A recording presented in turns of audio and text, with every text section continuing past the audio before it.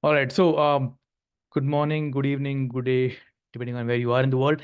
I always start with the core things so we're all on the same page. Some basic stuffs which I always want to reiterate because that's the thing which always help. It's going to help us for sure, be it getting a job or anything else. All right. So I always say let's just be grounded. Everybody's on the same journey to get better. Me including. I'm not a guru as such. I am also trying to learn. So let's always be seeking knowledge and growing and helping each other. Uh, this is something which I very dear to me. I cannot stress this enough more. I strongly believe in doing charity because the more we give, the more we get. You give something, you'll get more, a lot more times, but back.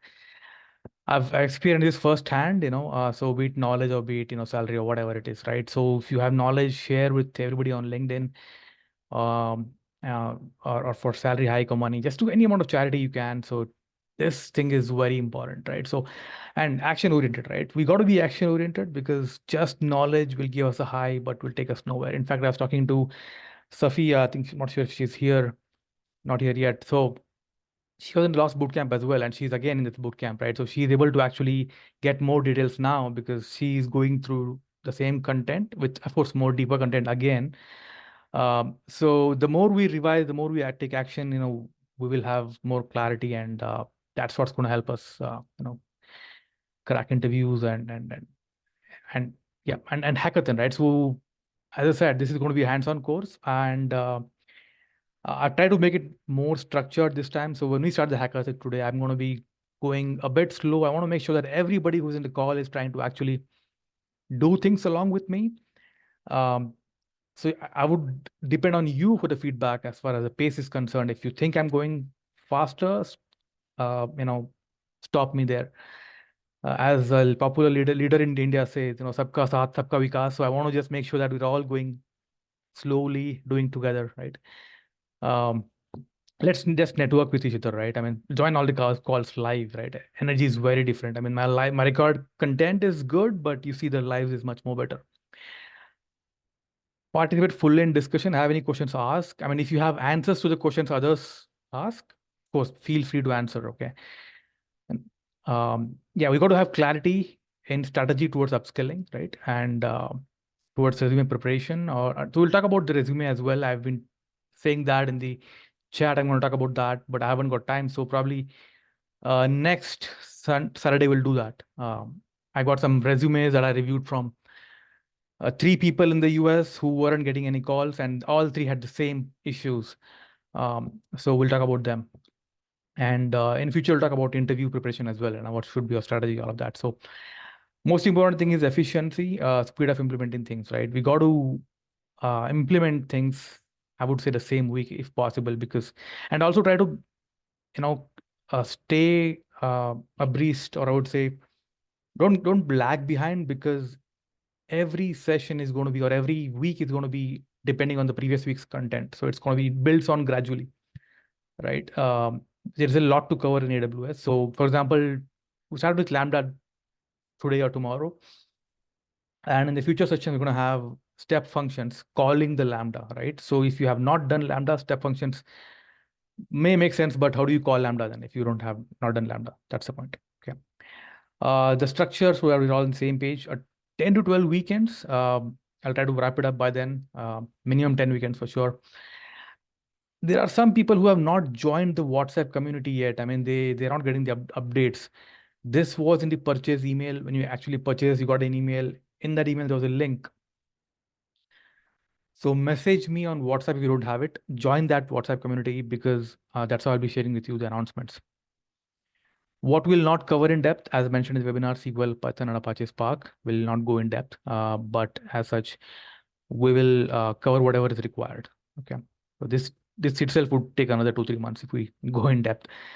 What we'll cover for sure is a lot of data engineering services, with main focus on real world experiences, so that if you don't have experience on AWS, you can really use this my experience to kind of go and talk in the interviews, and that is critical. Yeah, ask me any questions without any hesitation. Feel free. Absolutely. Don't be a mute spectator. Feel free to discuss. All right. Nobody knows everything, including me. Okay, we are all on this journey together. If I don't know, I'll do my best to get back to you later with an answer for sure. The recordings are going to be there for 6 months only. Why? Because it's a 100 days challenge. You got to finish it in 100 days. Otherwise, we tend to procrastinate and we lose interest, and that's it. But then 6 months, you'll have recording success for 6 months also, so that when you complete, you go back and revise again, right? So do make notes because, and don't rely on me for notes because, of course, I'm adding notes wherever I can in the LMS itself. But the notes that you make from your hand, you will probably uh, be able to retain much better if you use your own language, right? So yeah, absolutely. So make notes and share notes on LinkedIn, and yeah, let's just do it hands-on. That's the only way for you to internalize because anything we learn new, it takes time to kind of build connections between different things, and especially with AWS. I don't know about Azure. Azure just has one thing, I believe, Azure Data Factory, but here we have multiple things. Yeah, record plus live gives you 100%, right? That's the only way to connect dots. So yeah, there could be a lot of things you learn here. Even one idea can change your life, right? One answer to a interview question that I might discuss now could probably be your make or break, right?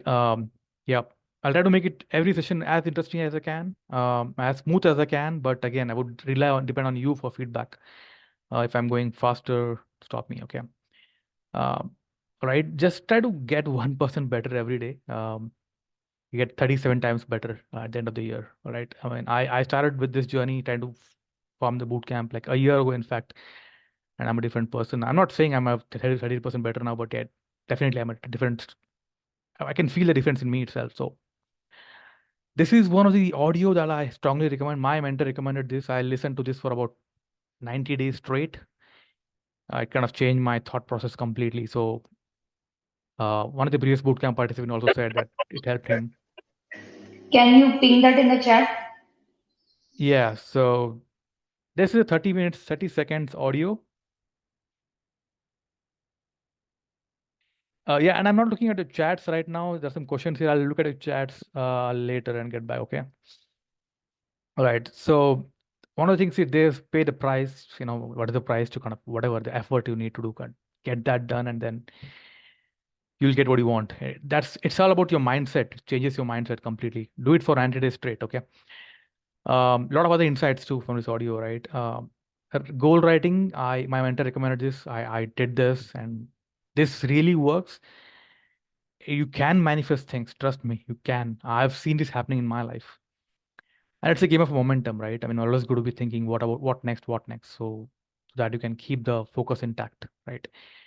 uh, if you're getting defocused, ask yourself, why am I even doing this, right? I mean, if you ever feel like, okay, today is Sunday, I would want to join the live class, ask yourself, why am I doing this? In fact, I always ask myself, why am I doing this? If I, when I get tired of doing some things, go back to why am I doing this, right? Get the answer there. And then, yeah, I would request that, share a detailed feedback on LinkedIn, WhatsApp me, or email me. That I would really appreciate if you like these sessions. Okay. Follow-ups. I hope you have finished, watching the recordings till section 4 at least. Um, yeah, if not, please do that. Finish that this today and tomorrow itself, because from next week we want to do section 5. And then I strongly hope you already have an account and budget yet. Budget, by the way, right? Budget is to kind of save you from overshooting your bills. And do make notes, very important, right? And yeah, so one important update is that from next week, we'll have the sessions on Teams. It won't be on Zoom. The LMS company I partnered with, they are going with Teams now, Microsoft Teams. They feel that's better. So I'm going to be testing this on Monday or Tuesday, and then just to make sure everything is good. But next weekend our sessions will be on Teams. There won't be any difference in the way you join. It will be all on from the LMS. You click on Join Live, and that's how you'll be able to join. But I think you may have to probably install Teams on your phone. But they have told me that installing is not required, but it's good if you install, I believe. on your phone or on your laptop as well. One thing I need is I would request you to fill these details, which I should have asked before. So I just want to get a feedback from you guys. Not feedback. I want to get your profile as to your current company, your location, and current tech stack, so that I can better tailor the content and your age range. So it helps me get your experience as well. Okay. Prakash, he can't hear me. Are you able to hear me? I know. Shekhar could hear me. Yeah, Neha says he can. So where is Prakash? Prakash, I don't know why Prakash is not able to hear me. Mahesh was able to hear, is now here, right? Let me just inform him. Prakash, join and rejoin.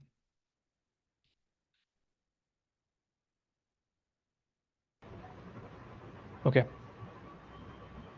All right, awesome. That's about that. Okay. All right, so that's about that. And any questions on this content, the structure or whatever so far? Any questions at all?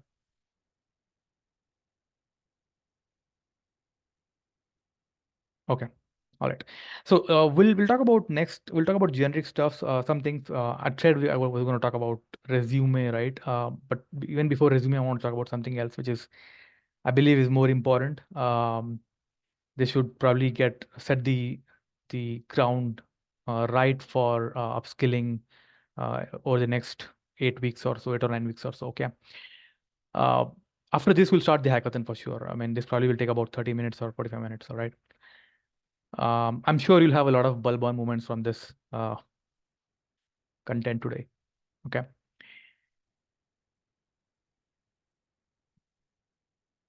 All right. Let me just see. Questions.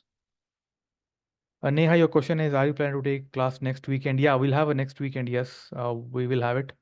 I'll have a break probably in the month of June. One more break to kind of help you. Memorial weekend, Sachin specifically. Yeah. But when I would still want to take Not it. next week. Next week you can take, but after that there is a next to next week is a Memorial weekend. Okay. All right. Let's just do a poll later and what people say. I mean, and then we'll decide on that. Okay. Any other question here? Okay, no other question. All right. Prakash is still not able to hear.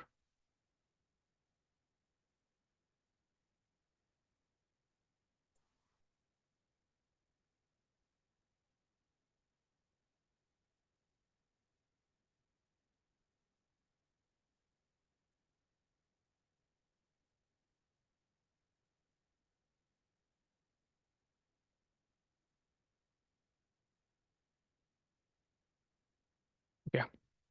All right. So, so how do you get a job, right? Any job, not just AWS data engineering, right? See, getting a job is, I would say, is like a sales process, right? You need to get lots of leads, especially in the US. Um, in India, of course, even nowadays in India also, right? The market is not so good. India, the market is better now when compared to US. It's gone better over the last 6 months or so. Okay. So how do you get leads, right? I mean, you got to become a creator, right? This is one thing I would say, if you can do it, this will definitely help. I'll tell you frankly, post your learning every day on LinkedIn. Okay.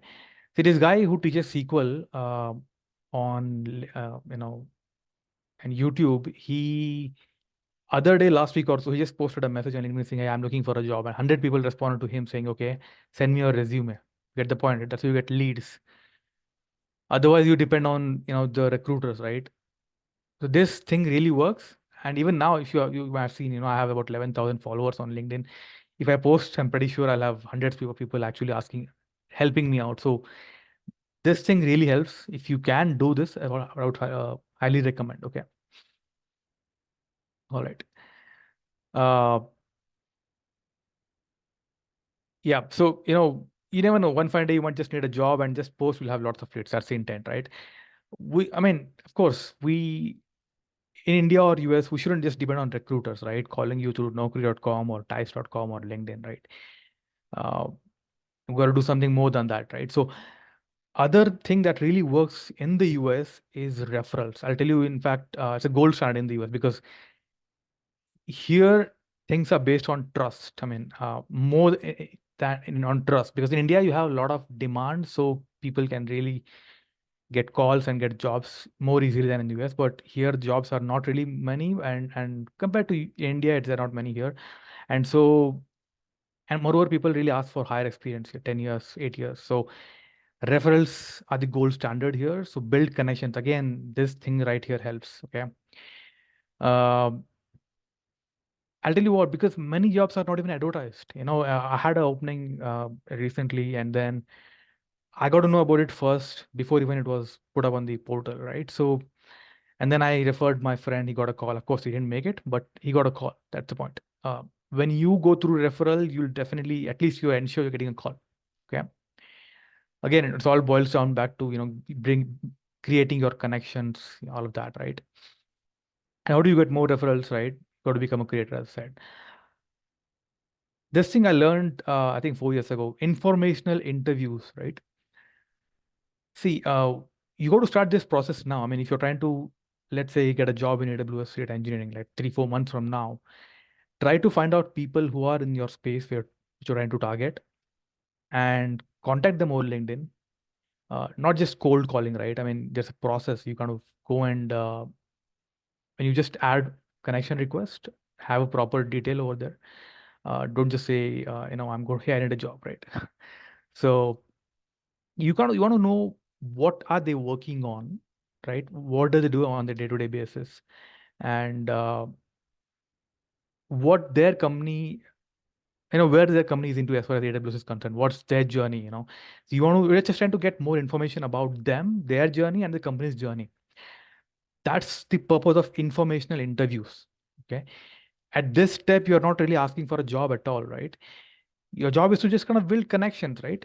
In fact, a few people who are doing masters in the US did that with me. They contacted me, and we just had a conversation. And 4 or 5 months later, when they were almost finishing their masters, then they reached out to me saying, "Hey, you have a job or not?" I was more than happy to help them because they had already built a connection with me, right? You get the point. Um, so this thing really works like charm, frankly. Okay. So in the informational interview, just keep it short. Just kind of you're trying to learn more about the other person and the company. In the end, you share about what you are doing, what you're trying to learn, but you don't ask for a job, right? That is something you do after 3 or 4 months. Keep in touch with them. Ask for mentorship if they are willing to mentor you, right? Um, that's about that. Uh, and then your LinkedIn profile needs to be professional. Absolutely, right? This is it's a sales game. I mean, it's a sales game. Can't really stress enough. So we'll talk about this some other time, some other day, on some other Saturday. How do we even fine tune your LinkedIn profile?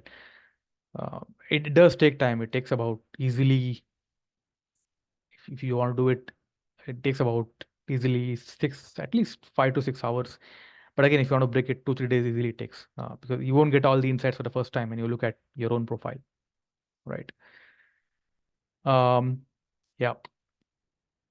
All right. People want to work with, trust. People want to work with people who they trust, right? And hiring is not an easy decision. I mean, I'm not a hiring manager, but I work closely with my own manager, and I understand, how he thinks, right? So he always goes with referrals at the first preference. Uh, when you're trying to hire somebody from outside, it's never easy, no matter how technically good he is. We don't know how is he going to actually behave, or how is he going to actually gel well with the team, right? That's something which is difficult to really gauge during a 1 hour interview. So, in my last 3 jobs are through referral, by the way, right? Works like charm. Yeah. There is trust involved. Absolutely. Yeah. I hope this was at least some of these things here were new to you. Was there any bulb on moment in this? If yes, type BO, bulb on. Okay. Okay. All right. The next thing is, conversion, right? I mean, you got the leads now, right? So how do you converse, right? Convincing the employer that you have something valuable to offer, right? You got selling yourself. Absolutely. Right. So focus on what the employers really want. And this is what I was talking to you about when I said about the resume issues, right? The 3 resumes I reviewed, they had all, one of the resume, in fact, was very good. I mean, he was a jack of all trades. In fact, he put everything, all the awards he got, he put, he was a data analyst, he was a storyteller, he did something else, everything he put. But again, uh, unless you really put what the employers really want, I mean, you have to make sure that your resume is tailored to the job description, right? That is more important. Absolutely. Because if I also review a lot of resumes, right? So I just spend about, I would say, just 1 minute max on the resume. That's it. If I don't find what I'm looking for, I'll just move ahead, right? So cut the fluff. Just don't put what yes you did altogether. What awards you received. Doesn't matter if they are not relevant to your job. Absolutely, right? I'm telling you this because this is what I've seen with my one-to-one calls that I do through TopMate. Okay. The first question, that's the conversion. Tell me about yourself, the make or break thing. This is going to be very, very important, super important. The way I would do is I would practice this 10 to 15 times by recording my own voice, my own video, and see how I would improve. And when you actually record your own thing again and again and again and again, uh, first thing is you are very confident. And second thing is, even if you do that during the actual interview, because of stress involved, you will still speak lesser than what you have actually practiced. So make sure you still do it, right? And having taken so many interviews, I can tell you this is where I decide, 50% of my decision comes from this particular thing, whether I want to hire him or not. And then of course my 50% comes from the technical stuffs. Right. After that, right, when you have talked about yourself, right? If they start directly asking you questions, ask them to hold on, right? Um, See, they have asked for your introduction. I mean, it is you also want to know about them and them or the project, right? So you want to know about the project introduction. What is the project all about? Some in the US, hiring managers are pretty solid. I mean, they do that. They will introduce about themselves, but this doesn't happen, more often in India. So you want to do that, right? Because you have to introduce yourself, so know about the project, what the project is all about, and see if it's a good fit for you, right? It's not just that you are trying to get a job that whoever hires me, right? It's also about the good fit. But before that, you got to have a clear idea on what you want, right? You're just not looking for any job. You should be very clear on what you want, what kind of job you want, right? Let's say if it's about AWS, but again, there if you have about 70% support and 30% development, what is the point? Of course, you may want to go with that, get your offer, and then again shop later again with that offer. But again, this gives you idea whether you want to join or not, right? So later. So you want to stop the interviewer if they're asking question and ask them about them and the project, right? And that will also help you, you know, ask how you can contribute to the success of the project, right? It's not about what's in it for me initially, right? It's always about how you can contribute. This will also, flip the game, right? Because now they'll think, okay, it's not just about what's in about for me, it's about how this guy is going to contribute for the project, right? He's asking about that, right? So, um, in fact, one of the person was probably asked, that there are so many other interviewers. Why should I hire you, right? I mean, he probably said, okay, I know this, I know that, I know that. So, the interviewer said, okay, other people also know that, they all know whatever you have said, right? They also know other stuff too. But why should I hire you? That is probably he was looking for this answer, right? That they're looking for how much you can contribute to the company, right? It's not just about what's in it for me, right? And lastly, this is the most important thing, right? Rejection is common. I mean, the odds are not in our favor, right? That's because jobs are less and the people applying are a lot more. So odds are not in your favor usually, and rejection is common, right? So don't fret. Absolutely, it's absolutely fine. I failed 8 interviews in a row, uh, and they make you tough, and they also kind of make you help you refine your own content, right? Every failure, you kind of know what you're lacking, and based on that, you kind of fill your gaps. Okay, and especially with AWS data engineering, see, if you are learning some other tools or technologies like ServiceNow or data stage, there is not really much to really study. I mean, study and practice. In 2 or 3 months, you're done. You go and crack interviews. But with AWS data engineering, there's a lot. I mean, and there's a chance that even though you have really prepared well, there are, you might probably miss out on some things here and there, and that's absolutely fine, right? And nobody cares. I mean, if you failed an interview, only we ourselves care, right? It's all in our head. Nobody really cares. Nobody even remembers, frankly. Okay. Right. Lastly, it's about negotiating. I mean, if you have gone through this, I mean, you have to, of course, negotiate. Um, right. But do your due diligence, because the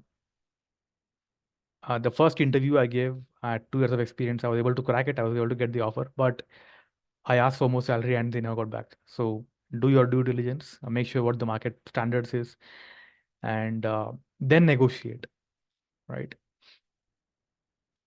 Little or no experience, absolutely. You got to use tactics. What do you mean by tactics, right?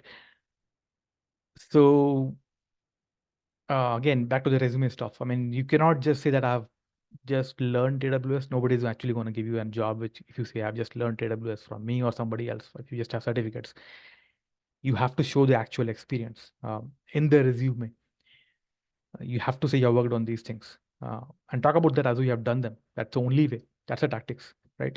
It's all about trust, right? Why would somebody trust you? See, for the person to hire you, if you say you have just learned this, the trust factor gets reduced, right? Um, of course, I mean, the thing is, you're not really doing any harm here to anybody. You're just trying to get a job for yourself, right?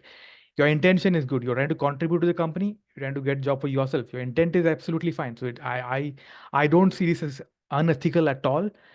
But of course, I do find some people saying it is unethical. But it is what it is. That's how the industry is, absolutely right. I mean, there is so much of competition, and when you're working on on-prem, you haven't got any chance to work on cloud. How do you do that? How do you get in cloud? I mean, that's the only way. Or you should be very lucky that your own company cloud journey starting, and then you got a chance, right?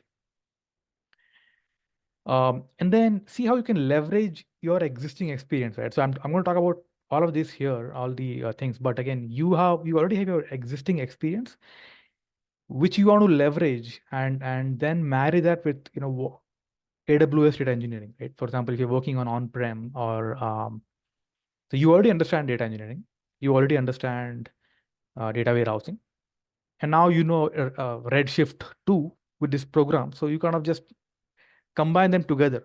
Get the point, right? Right. Lastly, hidden ingredient, luck. Luck matters a lot. Absolutely. How do you increase that? By doing charity, right? By helping others. By thinking what's in it for the employer instead of what's in it for me, right?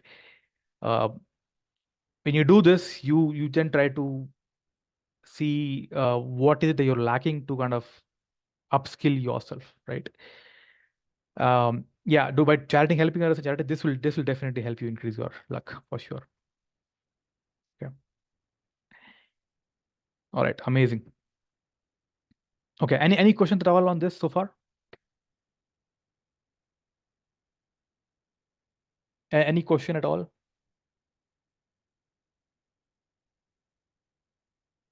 All right. If it's all good, say all good. AG. All good. All good. All good.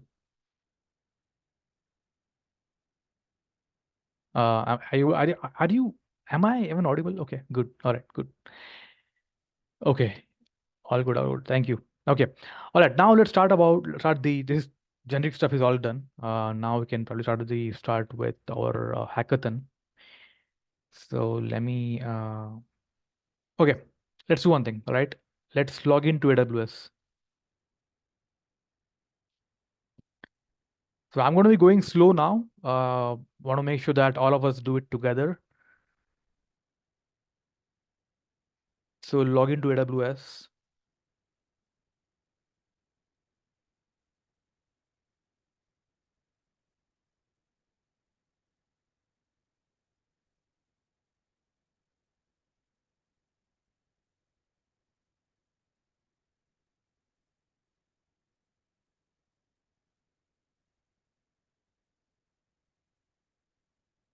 Is my screen visible to you guys?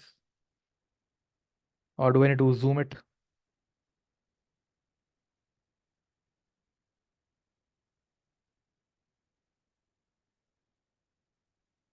Okay. If I need to zoom it, let me know, okay? I'll zoom it. Let me, if I do that, in fact. I use a big monitor. Okay, zoom a bit. Okay, thank you. Tool.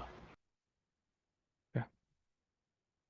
All right, so I've logged in now. Sachin, if you don't mind, can you speak a bit louder? Okay. Is it better now?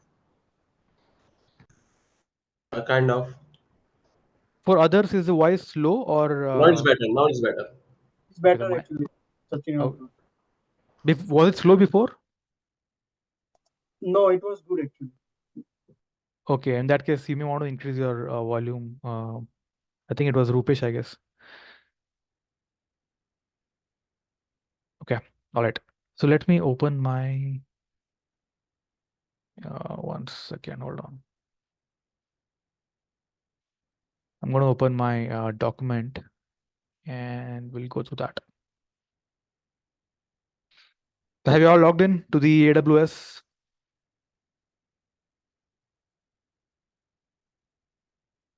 And I shared the document with you, right? Open that as well. We'll just go step by step. And yeah, of course, I've not shared the codes and the stuff with you guys. So we'll Which do document? what is it? The PDF document. PDF. Where is it?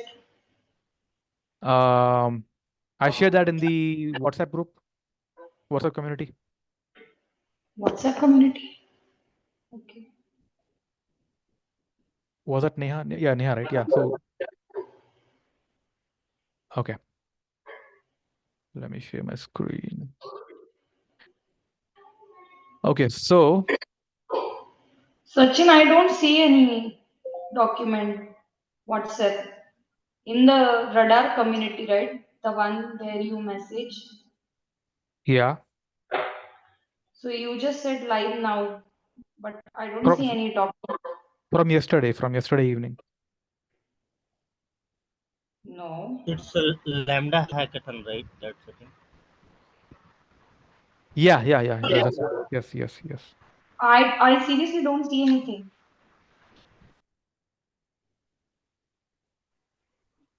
Maybe now you scroll up and see. I'm scrolling up. I see that message and then reminder emails for the spam. Please check not a spam, that one. This is same for me as well. You cannot see? Okay, hold on. Let me. I do haven't received. Okay, well, hold on. I'll do one thing. I'll add it right away. Okay, just give me. I'll share it with you right away. It's all you guys. Just give me 1 second.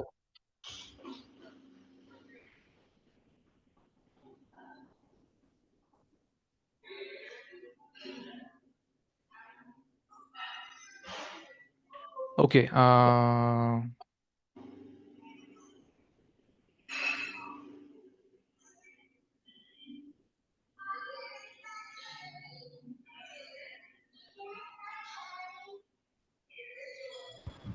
Is the document lambda hackathon? Yes, I just share it now. Hope you got it. Yeah. Okay. All right, and then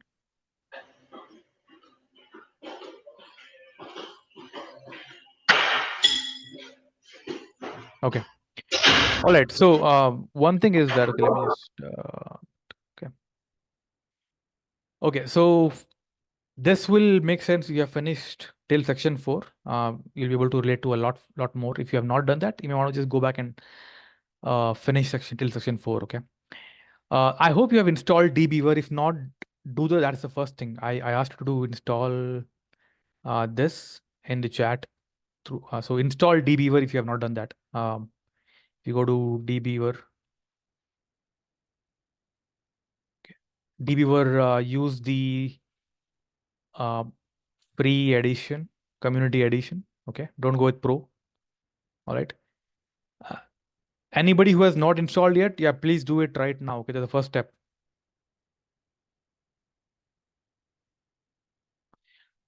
Mahesh, yeah, you have to create an account. Do that. It's not a big deal. Mahesh, you can just go and try to create an account yourself right now. Okay. Use your international debit card.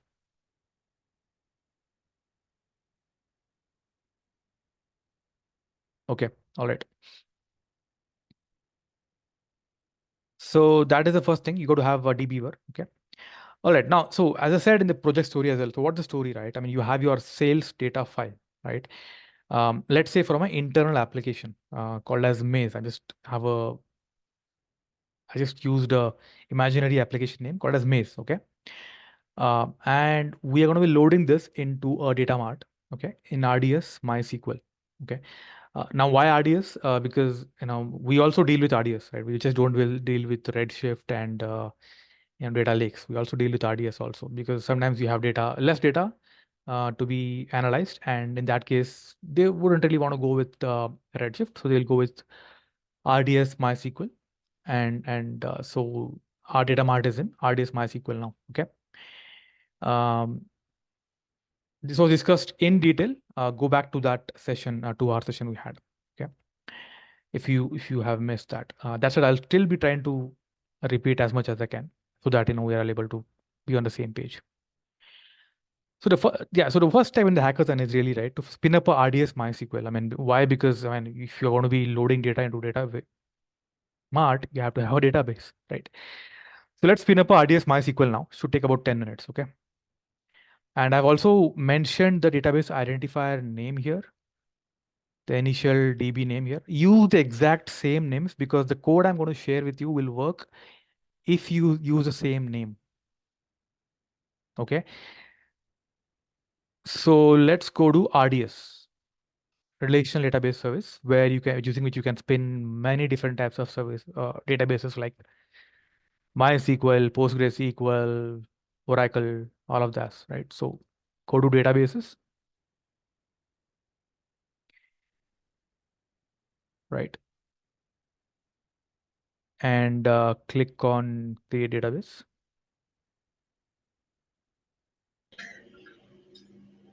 Okay. So Sachin, I just temporarily paused my database, so that is fine, right? I mean, I can Yeah. always return use it.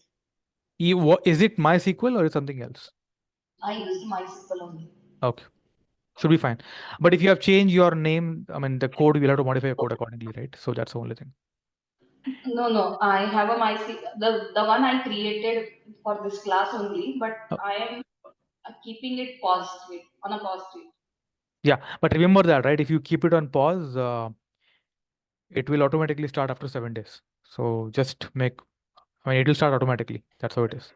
So just keep a reminder if you want to turn it off again. Okay. Yeah.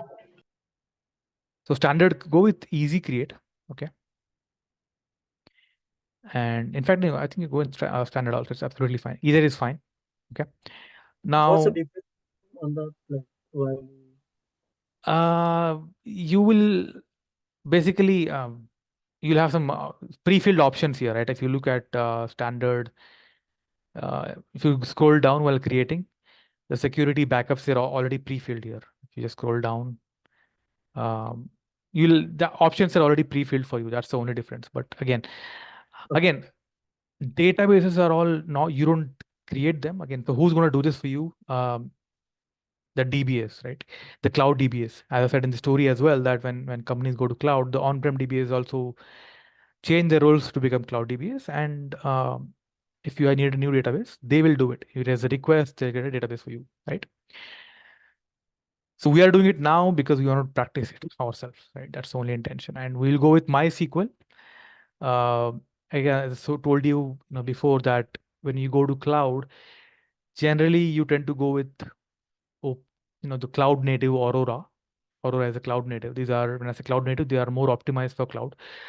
MySQL, MariaDB, PostgreSQL, these are open source. They were built for on-prem, but later they were optimized for cloud. So generally, we don't go with Oracle, Microsoft SQL Server, IBM DB2 because you got to pay for the license. What's the point? I mean, if you if you're on-prem on Oracle, if you go to cloud on AWS Oracle, you pay for Oracle, you pay for AWS also, right? So they tend to move to open source MySQL or PostgreSQL or Aurora. Okay. So I'll go with MySQL now. Of course, there are other situations too when you want to go with Oracle, which like if you do a lift and shift, you may want to go with Oracle. Or if you have a COTS product, when I say COTS, it's a corporate product, product which is some other your organization has bought from other company to be used as an application, and they are on Oracle. So of course, that product will not really go and change their own database, right? In that case, you will just move the application to Oracle on cloud, right? So scroll down and go for free tier.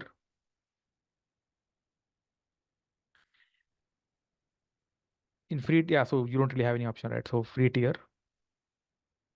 Let this be as is, database identifier. Yeah, I would just let this be admin. Okay.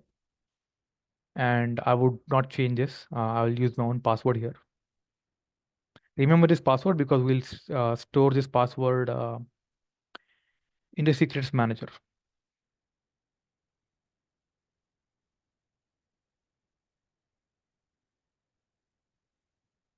Okay. And here you choose the lowest one. Okay. Arindam, I'll have to check that Aurora Postgres if we have any thing or no. I'm not 100% sure about that. We'll have to check that. I will make a note of this and I'll get back to you.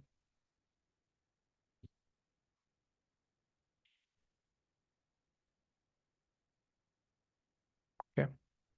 And yeah, choose the the smallest one, of course. You don't really want the biggest one. There's a minimum 20 GB, so go with that. Yeah, and then expand this and disable the enable auto store, not required, right? There's really no point. Okay. And then yeah, so don't change any of these. Can you hang on for 1 second? Yeah. Now, as far as connectivity is concerned, right? So generally, I mean, you will have all of these databases within a VPC. Okay, VPC is virtual private cloud, right? In on-prem, you have networks, you have private network in AWS, right? It's a cloud engineering function, right? So, so the virtual private cloud subnets, that's how you kind of interact with the database through your internet. You will want to. Okay, I'm just gonna wait. Hold on. Somebody asked me to wait. Krishna. Yeah, you can go ahead. Thank you. Okay. Tejas had a So question, I think. yeah, so this public access, I'm not able to see that option. Your voice is muffled actually. Can you speak? I'm saying like this public access and that instance select, right? I'm not able to see that option. You are not able to see public access? No, this micro you selected, right? Micro, the drop down, right? In the drop down, you selected that micro. Yeah, this one. It is after what point you have? Okay, this is in instance configuration.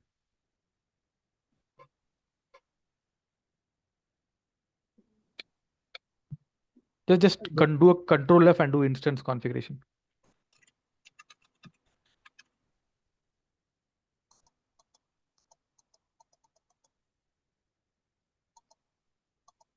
No, actually, I don't see that.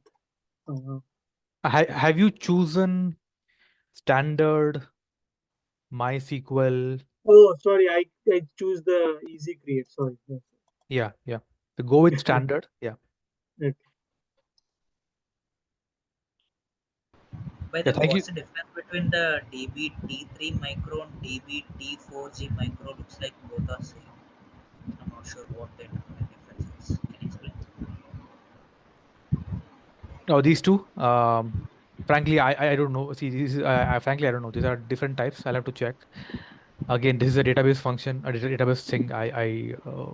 DBA thing. So haven't really researched on this, but I can take a look and then get back. So you're asking about these two, right?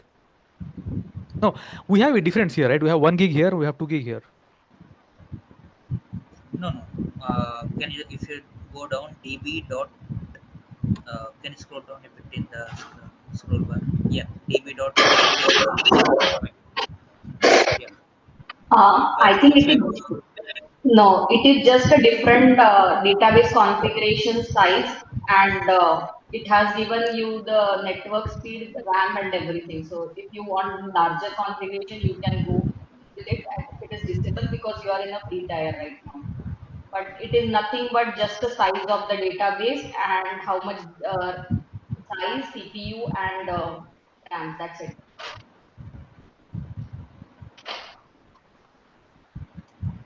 great. Thank you.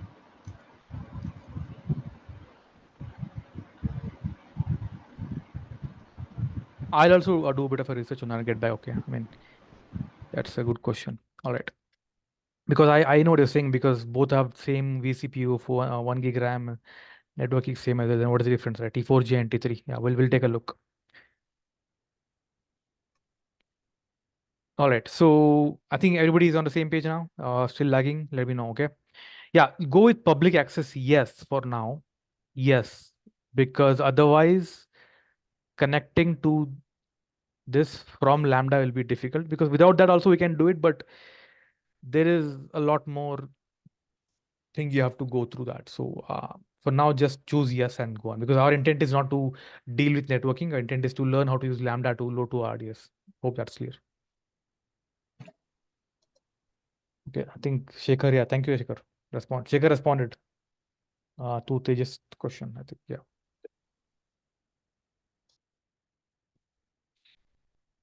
Okay, public access, yes.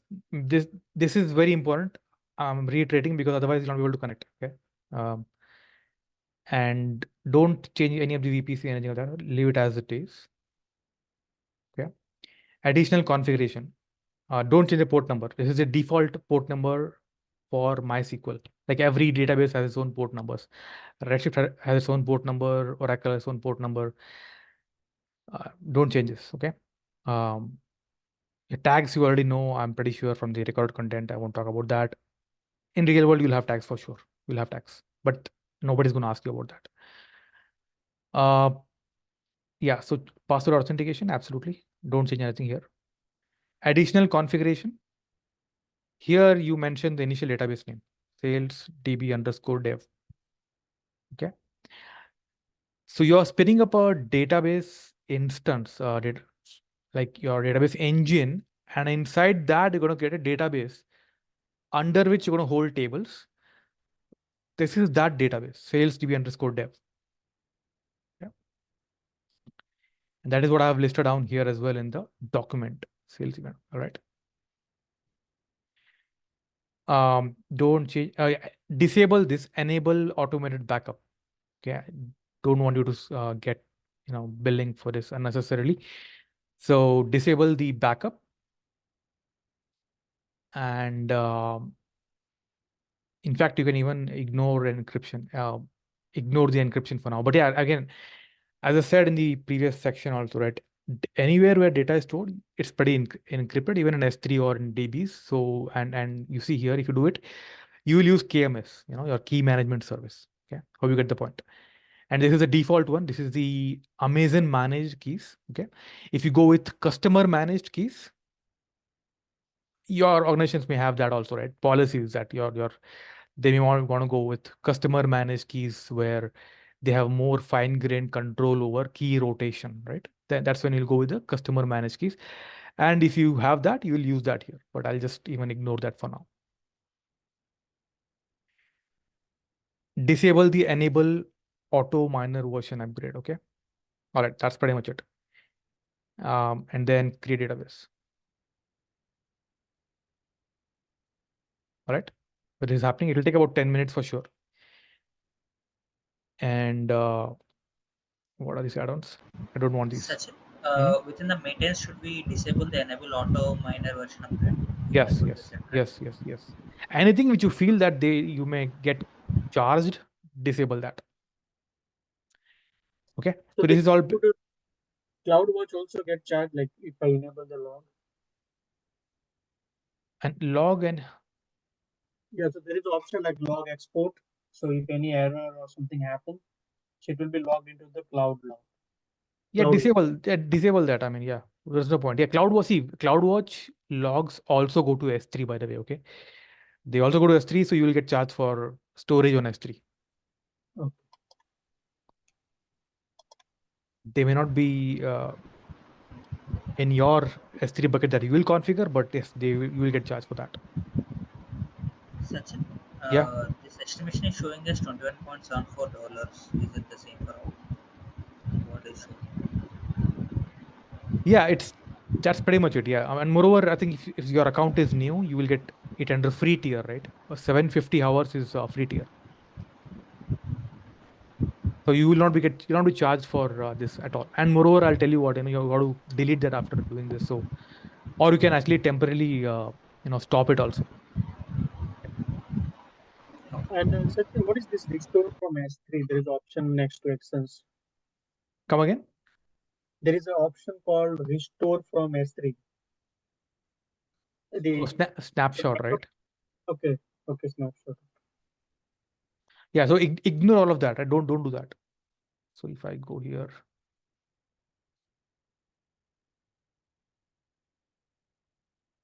enable backup, remove the backup. Yeah. So remove the backup.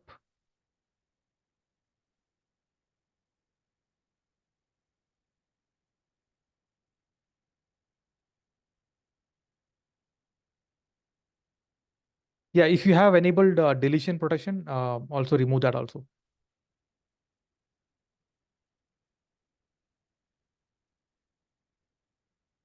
And to your question about the okay, production is so much free tier. We'll go to free tier.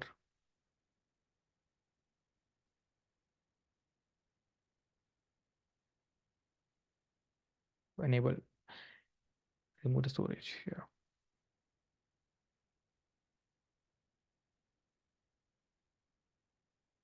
Yeah. It's not really showing me the estimation here. I mean, it's in free tier, right? That's why. You see. Okay. You get free tier anyway. All right. For me, it has shown it as the estimation. Okay. Maybe. Okay. How much it showed you, by the way? $20, I said, right? $21, yeah. Okay. Has it shown to any other people or is it only me? Anybody, you found anything? Did you find Yeah, I that? can also see Okay. $20 as an estimated cost. Okay.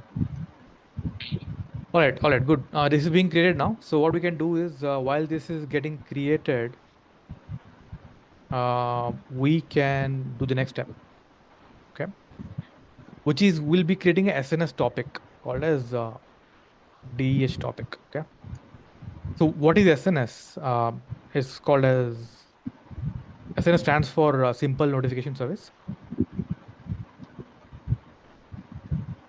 SNS. Let's go to SNS while the database gets created.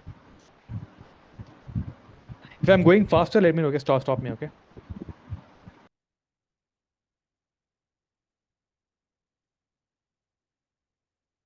Okay.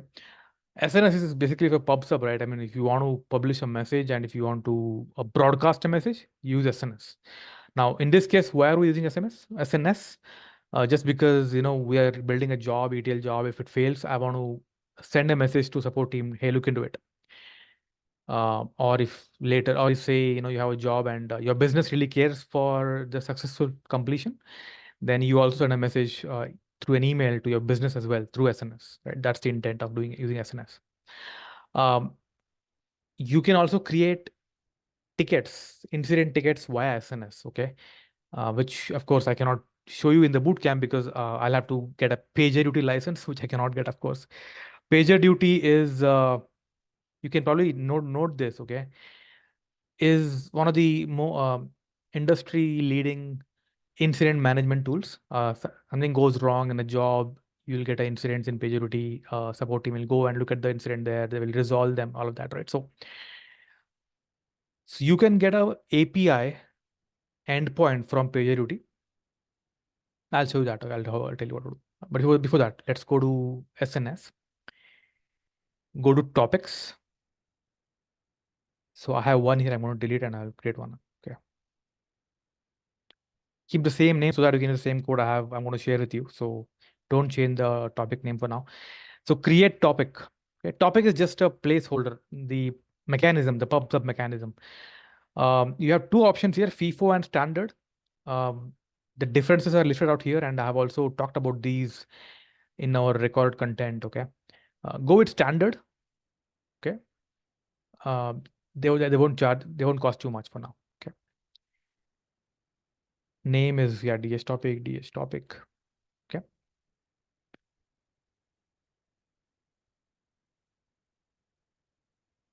All right. So yeah, Mahesh, I think you'll have to probably watch the recording again. I mean, if you just created an account today, watch the recording again and you want to do it later. Okay.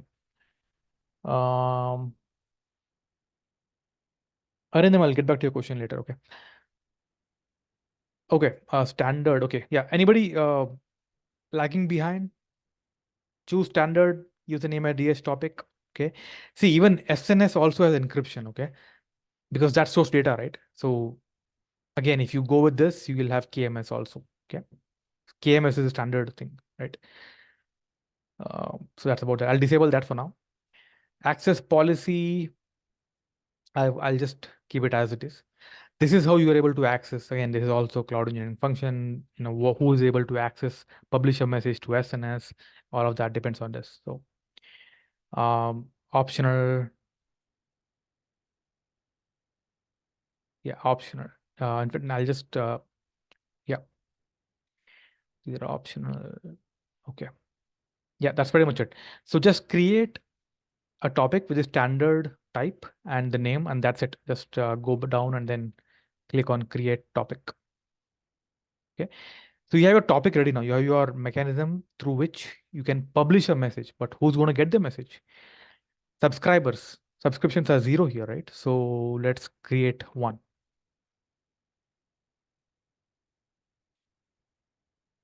So again, there are multiple protocols here. Who can subscribe to SNS, right? You can have email, you can have lambda, SQS, all of that.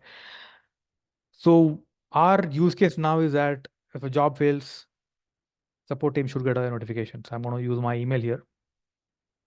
Okay. And just create subscription. Okay. And as soon as you do that, it will show you pending here. Okay. Pending confirmation. So you got to actually go to your email.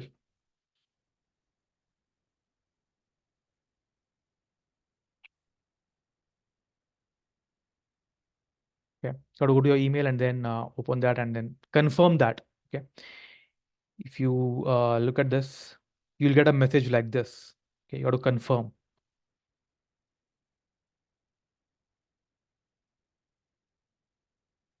Okay. Now I was also telling you about the PagerDuty, right? So, okay. So you're right here. You have to subscribe. Okay. Let me just go back. Sachin, one question here, Arindam here. So PagerDuty will be free, correct? The API we can easily download and incorporate with the SNS. PagerDuty is not free actually. I mean, Okay. yeah, it's not free. You'll have a free trial for about 2 weeks, I think, but beyond that, it's not free. But again, I mean, to try it out, you have to understand how to configure PagerDuty. That's itself is a big thing. So I'll just tell you theoretically what's going to happen, right? You'll get an API endpoint. So what people do is, see, right now I have email here, right? So you'll have a subscription called as, you'll use something called as HTTPS, and you'll provide the PagerDuty API endpoint here. So when a job fails, it will send a message to the topic, and the endpoint, the PagerDuty also gets the message through which it creates a ticket, right? That's the mechanism. So just remember that if you are ever asked, how do you create? Just nobody's going to question you, but even if they get a doubt that you are not a real-time guy, they may ask you, how do you resolve incidents, all of that. So, right. That's for PagerDuty, but I mean, I don't know about the other ones. I mean, I have not really used others. PagerDuty is what I've used, so I can tell you about PagerDuty. But there are other tools too, I'm pretty sure that. Because actually, in our organization, we're following ServiceNow. Okay, ServiceNow is incident management. So, do we have an option to incorporate with the ServiceNow? I'm not sure, but any idea? There could be, and we also use ServiceNow, but we have a sync between PagerDuty and ServiceNow, so that's how it is. Okay. Yeah. And there is one more question I was, because I joined a little bit late. So for the subscription I was trying to do and the SNS I was trying to do. For the SNS we are having subscription filter policy and redirect policy, correct? So what exactly the purpose? What exactly what? Sub, we have two options, correct? Subscription filter policy and redirect policy. Redirect policy. Yeah. Okay. Hold on.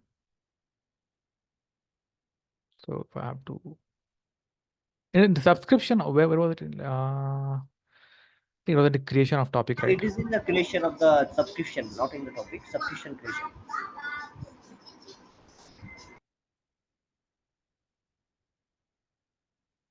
Or redrive. So yeah. So what happens here is that see, sometimes you will not be able to if for whatever reason SNS is not able to actually send a message, right, to the subscriber, then you can send a undeliverable message to a dead letter queue. Okay, what's a dead letter queue? It's a queue. It's a SQS queue. Okay, we'll talk about SQS in the future sections. It's a queue. Now SNS is a pub sub. You send a message, it'll send it to all the subscribers. But a queue is like you send a message here and they stay here until somebody picks it up from here. It's a queue. It's like a pipe, right? You have on-prem, you have IBM MQ, you have Microsoft Message Queue, right? So like wise in AWS, you have SQS, Simple Queue Service. So if a message is not going to be getting delivered, if you enable this, you can send it to a dead letter queue to hold it, and so that you can analyze it later. You have to build jobs, build stuffs to kind of go back and look the queue and see what went wrong, right? Or maybe to reprocess it. Hope that answers your question. Is it clear? So Srivani, I shared the doc in the WhatsApp. In the WhatsApp group. Are you in the WhatsApp group? Okay.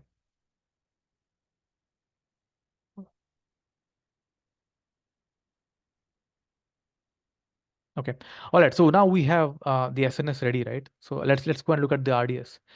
RDS is now up and running. I'm pretty sure it's up and running. Okay. Now let's go to dbeaver. Hope you have installed dbeaver by now.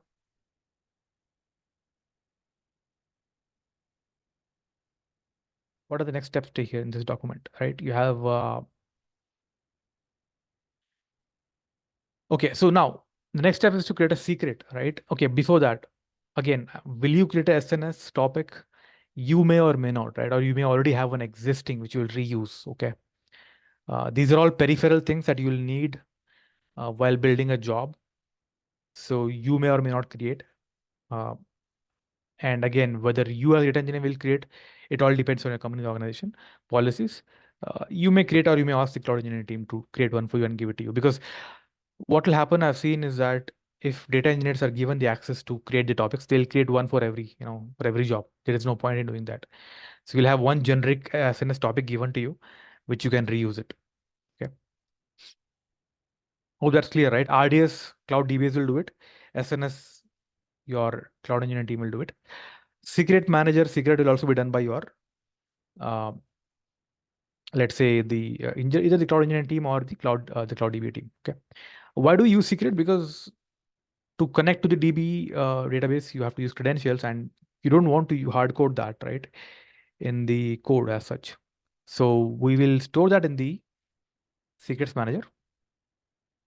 So go to secrets manager. So even later when we actually work on Redshift, right, we will store the data through the credentials in secrets manager. So that way, when you do it multiple times, you are pretty well versed with it.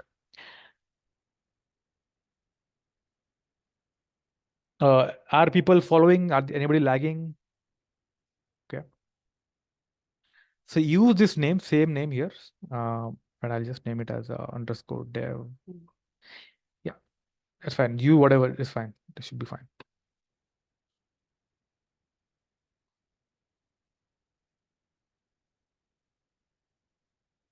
So I'll just okay. I already have one. Let me create one more. Hold on.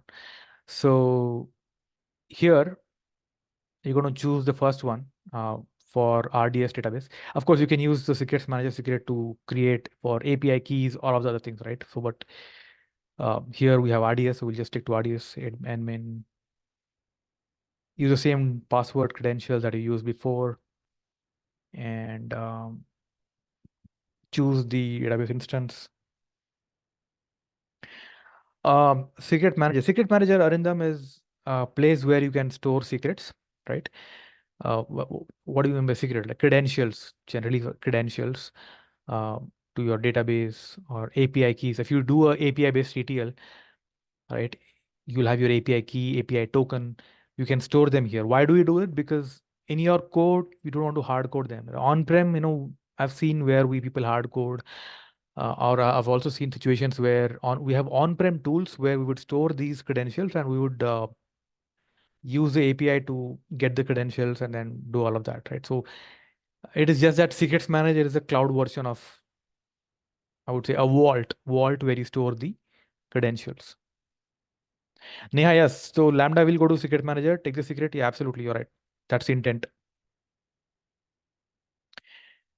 It will be encrypted by default. Yeah, it's doing it right here, right? So, or I think I think we don't really have. Yeah, it will going to do it by default. Yes. Or if you have another key, you can do it yourself too. I mean, if you have other keys, you can do it. But you already have one here. You cannot not use an encryption key. So admin, and then you do next. All right. So provide okay. Just secret for my RDS database. Right. Yeah. Now replication, I wouldn't do. I mean, yeah, we will not really stick with this. It depends on your organization's policies, whether you want to replicate, not replicate. But I'll just ignore this or not. Not really a core thing that we data engineers really care about, right? So I'll just do a next thing now. Again, I will not really do any rotation, so don't want to do all of that. So next, Can you scroll bit up once? okay, back bit up. Okay, want to go Yeah. back. Yeah.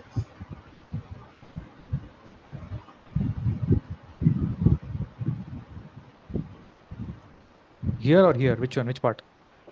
The same place where you go to the very first.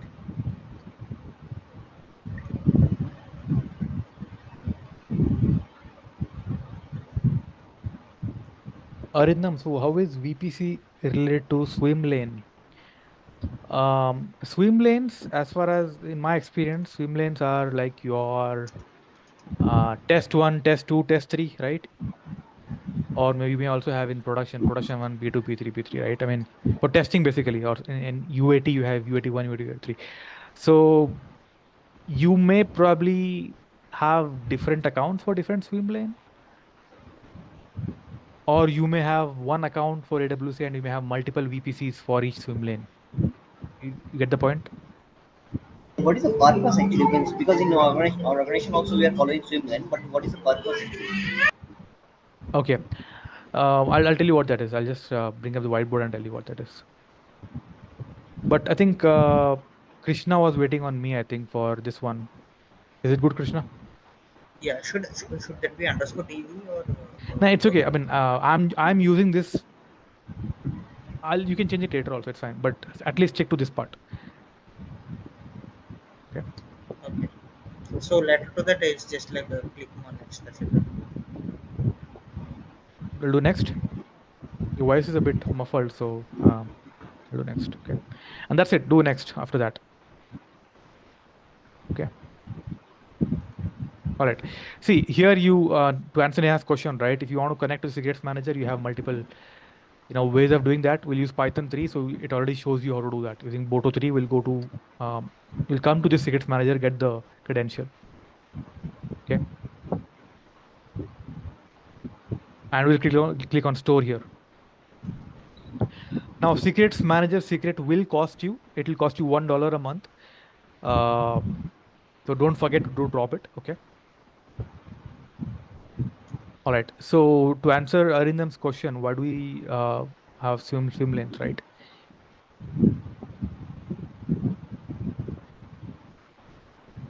Okay. Let's say Arindam. So you have, let's say, your test account, test AWS account. Sometimes what happens is that you have very critical applications. So you have a database here. Let's say RDS, because we are talking about RDS now. Already RDS. Okay. This has some data, which people this test team is already business is testing with it. Now at the same time, you have another requirement for which the developer is working on, and so the base data will be synced here between these two. A developer will work on this, but these two are right. You get the point, right? So swim lane 1, swim lane 2. So that way the testing can go on, and also the developer can go and work on the next feature and be ready for the next team to test or this team to test. Does it make sense? So in this case, you'll have test AWS account, one account, and you will have one VPC here and one VPC here. VPC is basically your virtual private cloud, right? I mean, it holds all the resources together. So this is in this VPC. It's in this VPC. Likewise, you will have, let's say you are using a Lambda. In this case, we are not connecting Lambda to VPC in our testing. But if your code is going to be connecting to RDS, it will also be attached to the same VPC. You will have a Lambda here. So in this second symlane, you have a Lambda here. It is attached to this VPC. And this RDS is also attached to this VPC. Is that clear? That's the concept behind why you would have swim lanes, as far as I know. But if anybody else want to elaborate or add on to it, feel free. Actually, I understand it, but in our organization level, what exactly is happening? So each and every project specific or business specific, we are creating a swim lane. Okay. So because when you are mentioning something like it is something like it depends on the environment specific, right? Test environment or dev environment or like T5, T2 or UAT, something like that, correct? So that's what I was trying to relate this one with what exactly we are doing actually.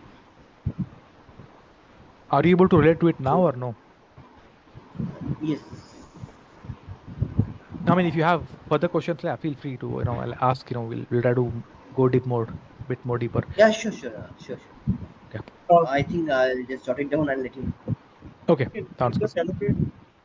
And forgot first time I heard this one. Okay. All right. Let's do it. So Arindam's question is about swim lanes. Okay.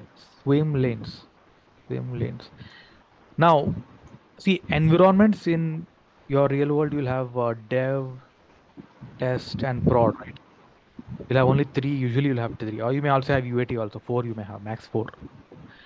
But now, let's say that you are testing.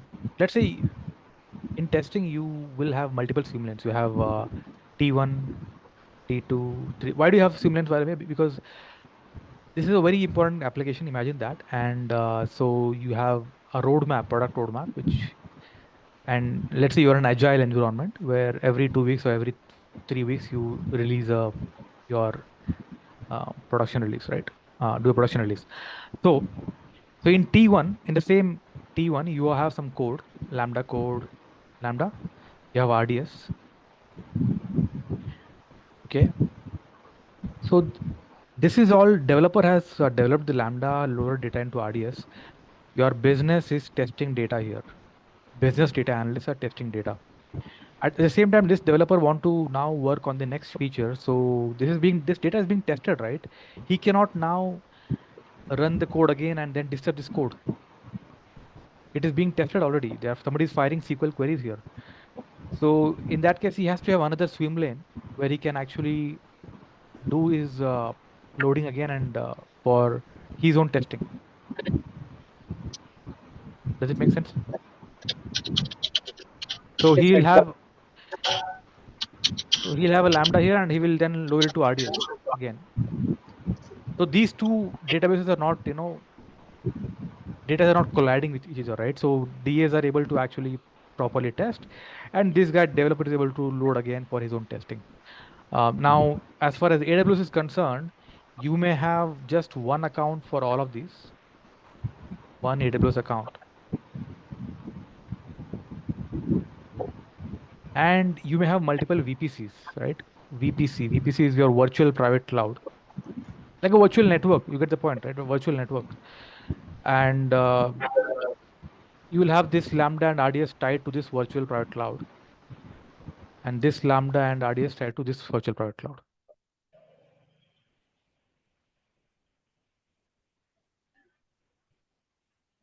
Okay. Is that clear? yes, Ajay, got it. Yeah. So I think I want to add it. Basically, in Chase when I was there, we had three different AWS accounts. Okay, and then what we used to do is there was a Terraform. We used to simply create a secret managers and everything in dev, that Terraform code, and there was a dev specific account ID in TFVARS file. So my code will go ahead and deploy in dev. The secrets will get created in dev. Same code with the test account in the TFVARS file will go and do it in the test environment. So that way we used to do it. But there were three different accounts. Yeah, absolutely. So you can also have different accounts, as Neha said, right? You can have different accounts together also, as if your organization allows, right? Hope you get the point. Now, whether to have multiple accounts or not, that is way beyond our pay grade. It's something which is decided by FinOps people, financial operations people. This is a new term which has come into play after the cloud has come into picture, because these guys will ensure that the billing is all under control within the cloud. They'll try to see how they can optimize your resources and cloud. So either way, you'll have multiple accounts or you'll have multiple VPCs. As Arinda mentioned, in his organizations, he had multiple VPC probably.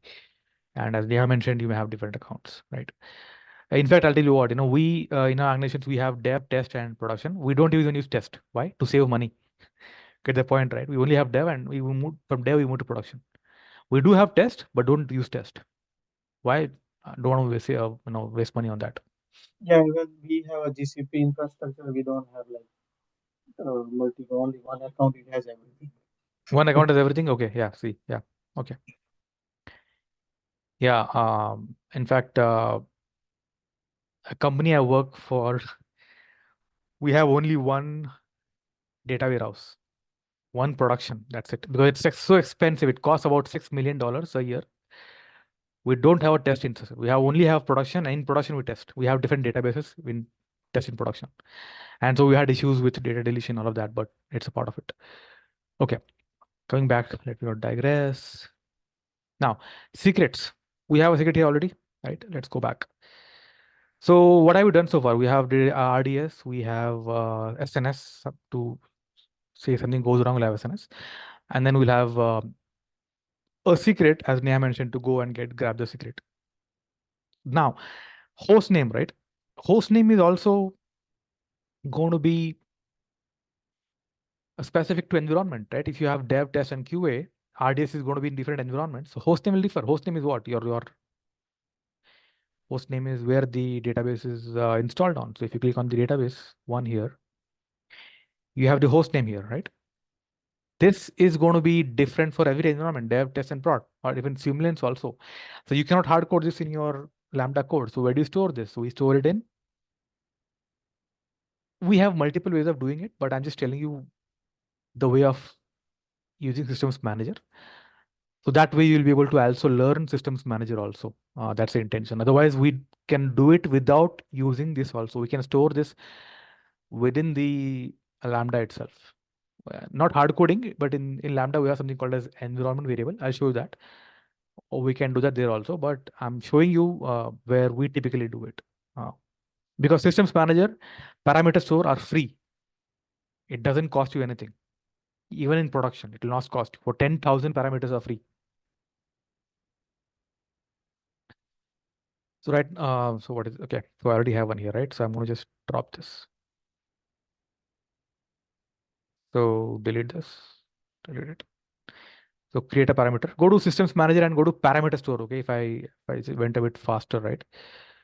So if you, systems manager is a big service, a lot it has, generally used by, I would say, the cloud admins. Where we use is what we use is a parameter store. In the application management, we have parameter store.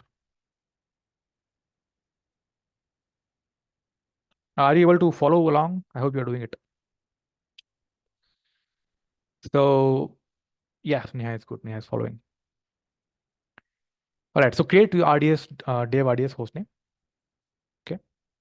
And dev RDS hostname. Yeah, standard. Use standard. It's pretty free. Okay.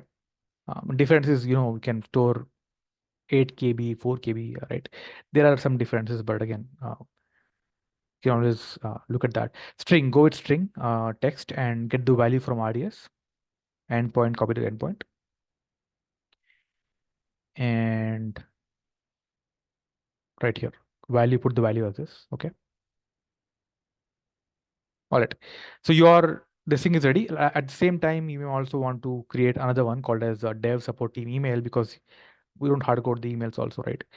So create one. Where do you copy the name from this one? What is it? You just copied a name, right? Where did you copy that from the DB? Yeah, from the database. From the database, go to databases. Go to DB identifier. And you have your endpoint here. Endpoint. Again, I'm reiterating, you have to have it publicly accessible. Okay, this is very important. Without this, you cannot connect. I mean, we can connect.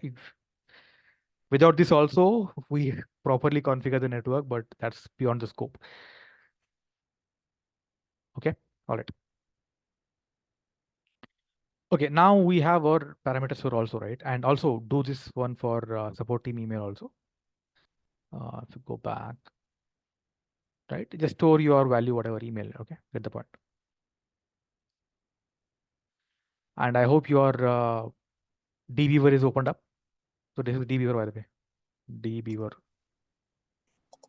I don't. Yeah. When I creating the parameter, I'm getting like parameter name must be fully qualified name. So Fully qualified name. Maybe you are having probably a space. Probably try to remove space.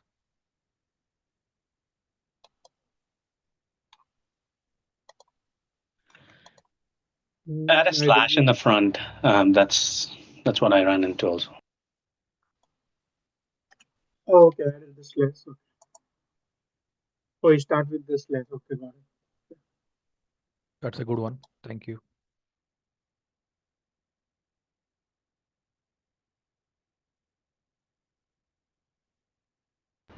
So even for that test, like we can copy paste the same thing, right? Like Yeah, same whatever I've line. given you. Yeah, whatever I've given you. Yeah. Right. All right. All right. That's about this. And let's go to dbeaver now. I cannot zoom it for some reason. Maybe but I hope you're able to see it. Is it clear? I don't know how to zoom it. Let me see. We have view here. Window. Appearance. Okay.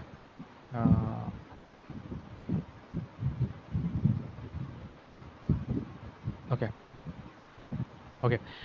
I don't know how to zoom this, but I hope you're able to see. If not, let me know. Okay. Preferences.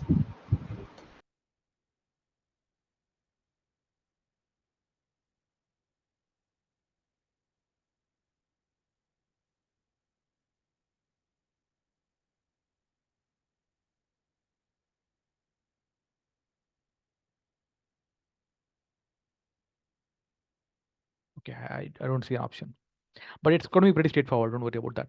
So yeah, on the top left side, you have your new database connection here. So click on this new database and choose MySQL. Okay, MySQL, and click on next. You will want to get the host name again from RDS.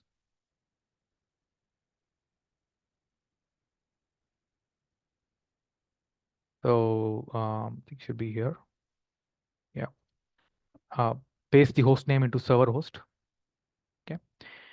Provide your database name, sales db underscore dev, the one that you chose while creating the spinning up the RDS, and provide your credentials and click on test. I mean, if you have set publicly accessible, this should work. If it doesn't work, let me know. There might be one more step which you may have to do. So all of you try it out and let me know right now if you are unable to connect. Okay. There might be one more thing which you may have to do.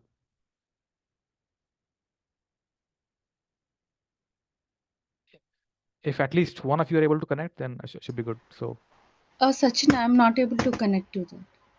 okay. Communication link failure. Okay, good. Thank you for that. So did you ensure that in the RDS publicly accessible is set to yes? Yes, yes. Okay. In that case, then go to, all of you look at this, please. Go to this particular thing, security groups, okay? VPC security group, your own security group.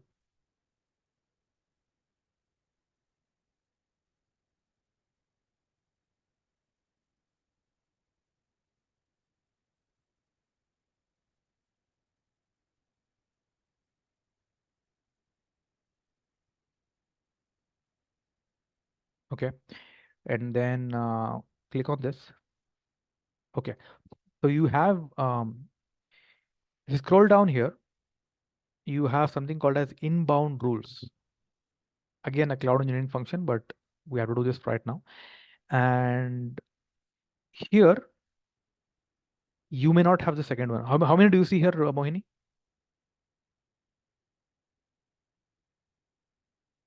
Was it Mohini or somebody else who talked to me? Yes, me. Yeah, I'm just checking. Okay. Sophia, you're saying something? I see only one. Okay, good. You're seeing only one. So you'll have to add one more, okay?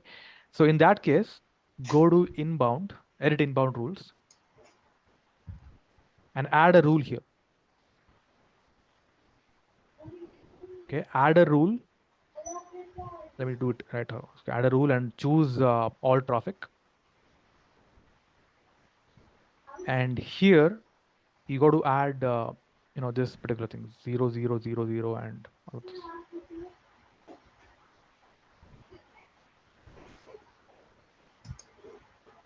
And just provide some description if it doesn't allow you to, right? Just provide B. In my case, it won't allow me to add a rule, I think, because I already have the same one. Yeah, I already have one. Yeah, it exists already.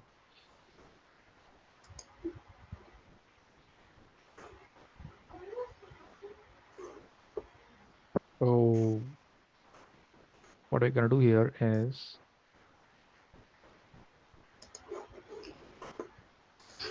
Sachin, I'm not able to add inbound roles. I mean, edit only. I have a option edit. yeah, correct. So when you edit, you see add rule here. Okay, yeah, edit. Yeah, I have. Okay, let me just take it. So I want to just update my document. Hold on. So okay.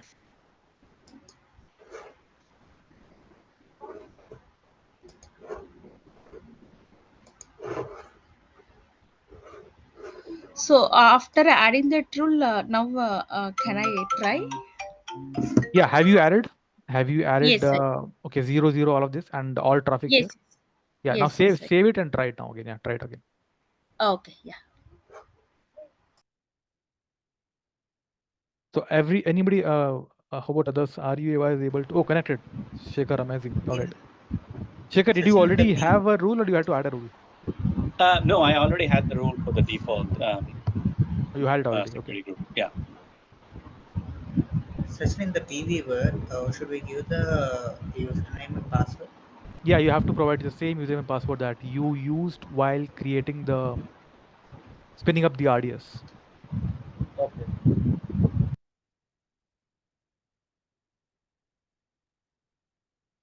Let me, when you're all ready, good to go, just type in good to go, GTG. Okay. Till then, I'll just update this and I'll share this with you. Thanks, Sachin. I'm able to connect. Okay, good. All right. Thank you. I'll update this later in that case. Thank you. Good to go. Good to go. Connected. Tejas Kumar. Amazing. All right. Govinda Kanu. Yes. Thank you, Govinda. Ashutosh. Thank you. Okay, good. All right. Now, test connection is good. Finish. Okay. So when you expand that, you will see your database. If you expand this, you'll see your database here, right? Yeah. There will, of course, not be any tables here because we don't have a table. So, Sachin, for me yeah. it is showing download my MySQL driver file, something I'm missing. So, Oh, driver is missing. yeah. So when I click on the test the connection. It will also ask you to download, right? Yeah, yeah. Download that. Yeah, download that. But it's missing. Okay. Please Okay. go. Yeah. Okay. All right. And then what is the next step to do? Next step is to kind of see. We have no tables here, right? Absolutely, because it's empty. So we're going to store a file from S3 to tables. So we need to have a table. So again, who's going to get a table? Table is done by your Cloud DBS. So how is it going to happen in the real world? As I said in the story, right? So, so this table has to be modeled, right? You have to have a conceptual model, a logical model, and physical model, right? So your data modeler will work with the business. You'll also be involved with them during the meeting, and then the data modeler will understand the data and talk to the data analyst also, who's going to consume the data, and ask them how, in what way would you want the data to be in production. So to give you an example, right? I'll give you. In this case, we won't do that, but I'll tell you what actually happened, right? So you have multiple source files here. Multiple source files. Let's say, yeah, at least 4 for now. Data modeler is going to actually work with the source team and create stage tables. Okay, 1 to 1 stage tables. They'll model it in the Erwin document and a system called as Erwin. It's a pretty famous, pretty expensive data modeling tool. And these are stage tables. What a stage? Stage means you just load them as is, truncate load. Every time you have a new file, all the content will go into the table. Truncate load, truncate load, truncate load. So that purpose of stage, truncate load. These are 1 to 1, absolutely similar to what you have here. But the data analyst will have tables. I mean, they may not, let's say they may want 2 tables, right? So in that case, you will have to combine these 2. And then in your ETL, depending on a business logic, right? That's the logic talked about in the story as well. So uh, now this data model is going to talk to the data analyst also to understand how they want to see the data, right? You'll also have a business analyst or maybe you may also be involved in that business also data analyst who will actually help you with the business logic to form the mapping document, right? I showed you all of this in the previous one of the previous classes, how the mapping looks like, all of that, right? So the data modeler is going to model these also. Okay, that's how it's going to be. You have stage tables and you have your main tables where data analysts will look at, and these are not truncated. Of course, these will hold the history also, right? Okay, that's how that's clear. Any questions on this? So right now, what we are doing is we are just trying to work with one file and one table only, but you can always expand what we are doing now as a challenge to include one more table. Okay, I'll tell you what to later. So this table, I'm going to give you this. This is already there in the. Let me just. I pasted it here. Okay. So use this and create the table. Now the database name here is going to be _dev. Okay, the one I provided. Yeah. From here, I'm not able to copy the definition. Yeah, give me just 1 second. I'll do one thing. I'll share it within the WhatsApp. WhatsApp, is there any way you can share? WhatsApp Yeah, is okay. not laptop. Okay, 1 second. I'll do that. How do I do that? Thinking. Okay, hold on. Let me do it using a Google Drive. That day you added some file, right? Yeah, 1 second. I'll do that. Hold on. Take your Google Pixel and take a picture of it and copy paste. Google Pixel. No, Google will scan the code, right? Okay. Google Lens. All right. Amazing. Okay. We can convert the picture into text easily. Okay. So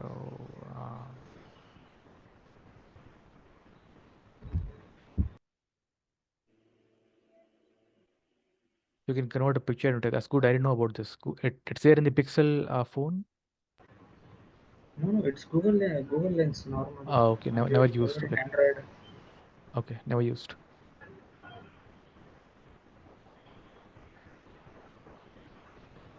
Okay. So I'm going to just paste it here. Come on now.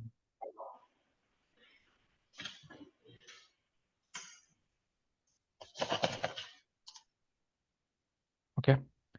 And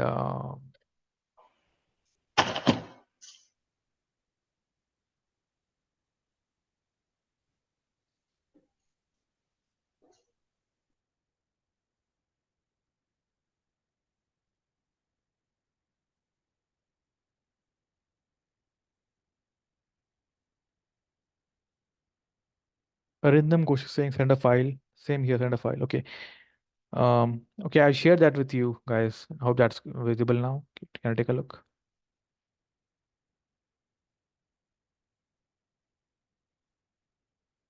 Working. Okay, good. Just don't forget to add these two here. Okay, you have a closing bracket and a semicolon here. All right. Just run this and change the database name here _dev. I mean, this will have to specific to whatever you have currently. Okay. Run this. Oh, disconnected. Why? Okay, because hold on. Let me just close this. Yeah, I will have to create an editor from this database. So I'm going to click on the one that is connected, SQL editor, new SQL script. All right. So now, yeah. Okay, so it's done now. Were you guys able to create the table?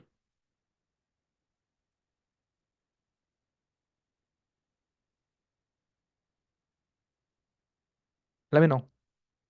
We can then go next. Okay. Sachin, I'm getting this error. Yeah, so Database sales DB. I think you have _dev. Try that. Okay. Yeah, it's created. Okay, awesome. Okay, awesome. Can we take a quick 5 minutes break? And then we'll take a quickly 5 minutes break and then get some water or whatever and then come back. Is it okay? All right, cool. Okay. Yeah.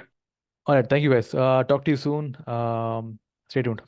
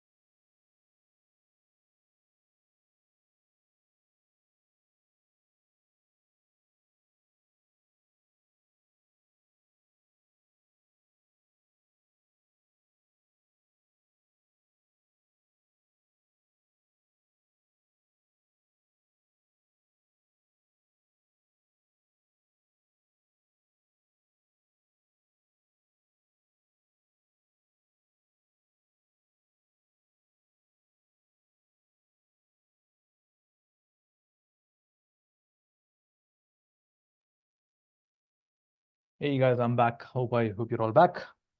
So back, type back in the chat box. Are you all back?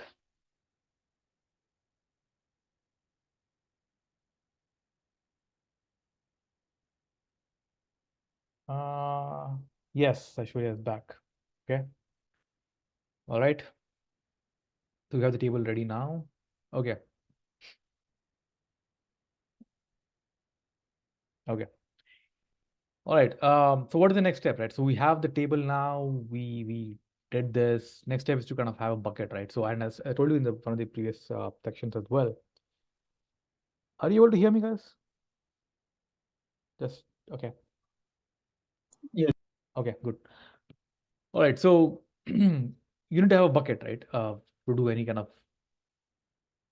data engineering. So, and you would create a bucket when you don't have one bucket. I mean, in the sense like in your organization, you'll have multiple buckets, depending on how they are structured. In the sense, as I said, told you, you have sales, you have marketing, multiple buckets, or imagine the way your own current organization is structured, right? So, as I said, I mean, you will see if you have a bucket existing already. If you don't have one, you will probably get it created with the help of cloud engineering team. Okay. So we'll quickly create one bucket now, and it's going to take a lot of time.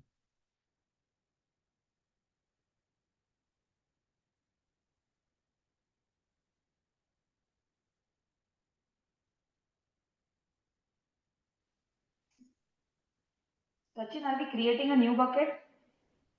If you have one already, it's good. If people don't have one, they can create one. It shouldn't take much time. So when you're creating a bucket, do you want bucket key to be enabled or disabled for now? The bucket key in the sense, just disable it, I would say. Yeah. So I want go with the same name because because I use the same name probably. That's why. So I'll ping you this. It shouldn't take much time. So just create this bucket here, right here. Copy this and then all right. Go with general purpose and then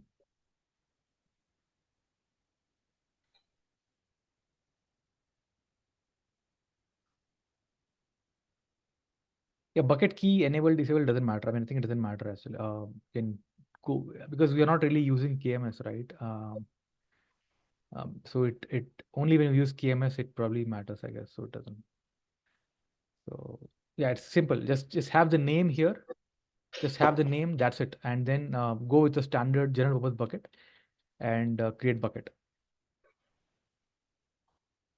I think I already have one. I already have one. Invalid characters. You are putting S3 the colon dash dash. Okay. Okay. I already have one here, so I will not create one. But yeah, you can just use your bucket like this. Okay. So I have it right here. And in this, create a folder called as raw. Under that, create a folder called as maze. Okay. I'll just copy S3 and share it with you. Just have these folders created so that the code will work fine. Okay. Again, yeah, go ahead. While creating bucket, can we uncheck the block all public access, right? In this, you don't need, right? No. You have to enable block public access because you don't want yeah, you should be blocked always. Yeah. And yeah, and again, what is the concept of raw? Let's say you kind of you have your why are we doing it here, raw and maze, right? You have your maze application and they are sending you data in your S3 bucket. It's a raw file, so it's coming under raw and underscore maze. So if you had any other application, you would have raw underscore application B, raw underscore application C, likewise. The structure, I hope you're able to at least understand why I'm using this. Okay, and why raw? Because it's a raw file, and after you process, you move it to landing, curated. We'll see all of that. And in the last class, we saw that we move it to archive also, right? Okay, so this file I have to give you, right? So how do I give you this file? Okay, let me share that with you. Okay, 1 second.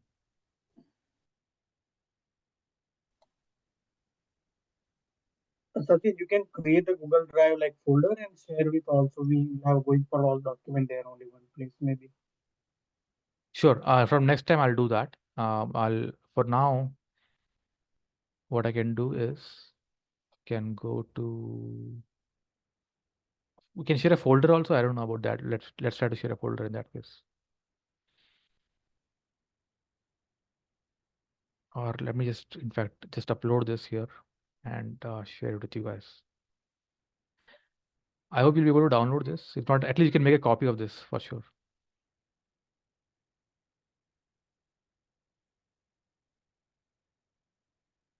So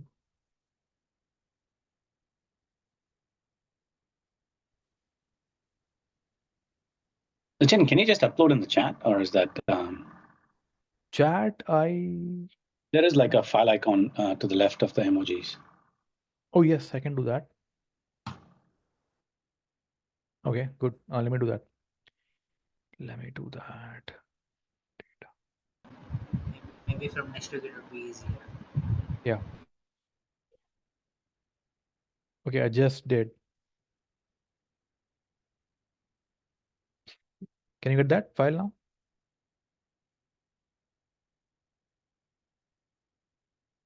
Yes. Okay, good. All right, good. Okay, all right. So yeah, just go ahead and upload the file. Okay. Okay. Upload the file and okay. We have some more steps to be done, like creating the layers and all. I'll talk about what these layers are. Okay, for now, and I'll share this with you so that you can create them later, or we can do it next week also. So we'll just talk about briefly about the layers. This is a part of section 5. Okay. So next week when you actually look at section 5, you'll be able to know more about this in detail, but I'll tell you what these are now. So, and we'll then wrap up the session for today and we'll continue tomorrow. Okay. So the thing is this. You go to Drive. See, in a Lambda, if you have finished the section 3, essentially it's like a Docker container, right? Any questions on that? So far, anybody has like what a Lambda is, what it is not, right? That is explained in detail. But if you still have any questions, feel free to ask. So Lambda is like a Docker container. A container is where you have everything packaged together. The code is there. It has the information as to what package it has to install, all of that, right? So in this case, what are the packages we need? See, we're reading a CSV file in S3. So we will, of course, need a package called as Boto3. Boto3 is how you connect to S3 or any AWS service. Now you are going to write to RDS, right? So you need two packages to connect to RDS through from Python. So one is something called as Teradata, not Teradata, it's like SQL Alchemy. SQL Alchemy. It's a pretty famous package, Python package to connect to databases. It does your job a lot easier using Python. And other thing we need is PyMySQL. So the question is, how do you provide these? This is a pretty, and it could be an interview question, right? How do you really provide the packages to Lambda, right? Of course, in a Docker container, you have something called as requirements.txt where you mention what packages you need, and then the Docker container would then connect to PyPy, Python package index, download the packages into the container, install them. But in case of Lambda, that's not the strategy here.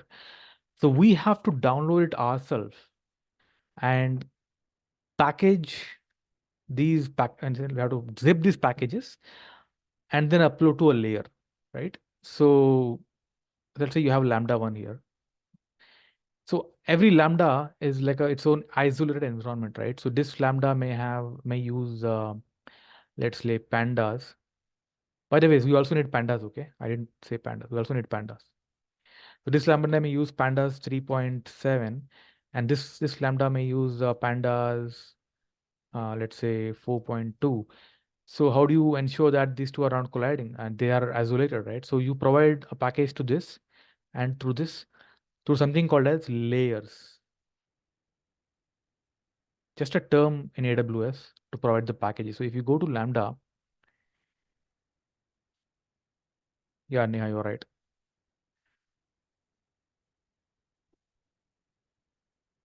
So if you in the Lambda console,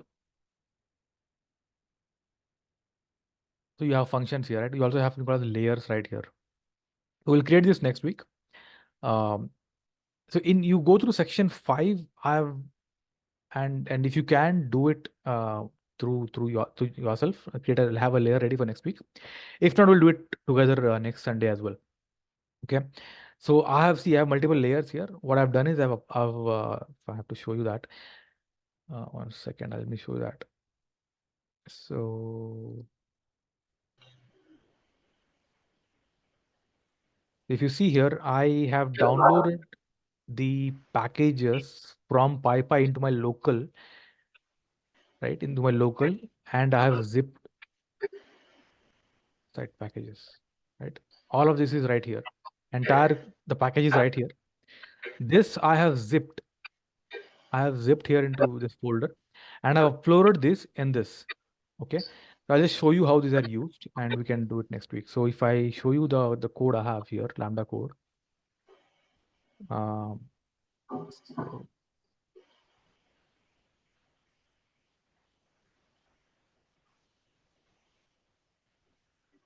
right here. So if you go, this is a Lambda, by the way, a Lambda which we'll create tomorrow, in fact. One question, can layers be shared across the lambdas or the layer is specific to a given lambda? Like No, it might layers can be shared across lambda. You're attaching the layers to lambda. So I'm attaching the layers here. Okay. These are the layers I created, these two I created, and I've attached here. I can also attach this to other lambdas also. Okay.